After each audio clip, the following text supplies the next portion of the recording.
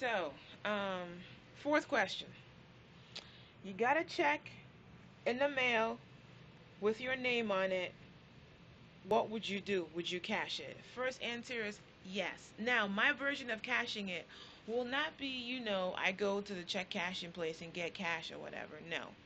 What I will do is hurry up and go deposit that stuff in my bank account, probably in my savings, and just leave it there. I won't touch it. I give it about a month. If I hear nothing, the money is mine. I probably still won't touch it because I'm a saver. I save as much as I can all the time. A little bit out of every paycheck. Sometimes it's a lot, sometimes it's a little, but I've always got to save because I keep thinking, you know, shit could happen. So I'm a saver. So immediately I'm going to put that in my savings account and wait and see what happens. Um, and if, they send me mail saying, we want the money back, it's already, I can just easily give that money back because it's just sitting in my savings. So, number 5, what would I do if I found a wallet full of money and it had ID in it and I could easily return that money? I would return the money because I'm not even going to say nothing about karma because karma is unpredictable. I would just say I will not feel peace of mind. And my peace of mind is highly, vitally important. So I'll just give it back. Because then I don't have to think about it. I don't have to worry about, well, what if this was the person's last amount of money, blah, blah, blah. Even if it was a drug dealer. It could have been a drug dealer, drug money. I don't care. I give it back because it has identification. Now, if there was no ID, the money is mine. In fact, um, one time I was going to CVS and this lady got out the car in front of me or whatever, seemed to be in a hurry. And as she was going, she dropped a 20.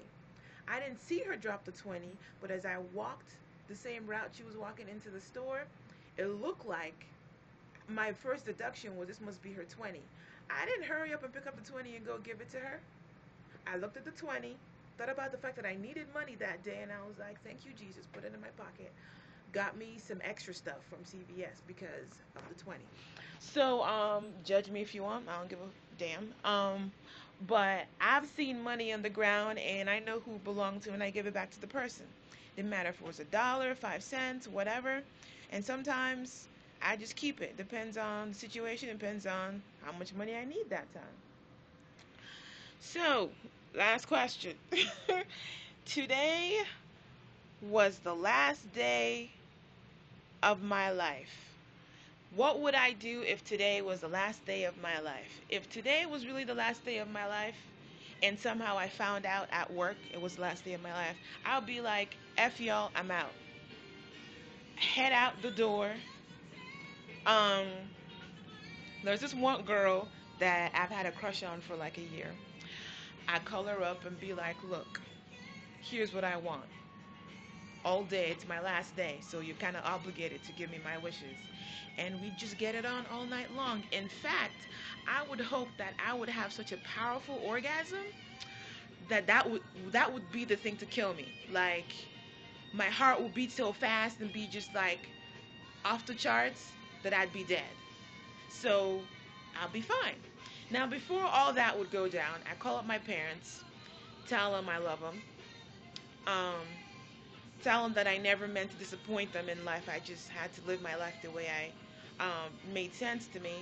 I probably wouldn't even tell them that I was gay because I'm not out to my parents because it wouldn't matter because life is cruel as it is. So eventually, if I'm still alive or whatever for a long time, they'll find out.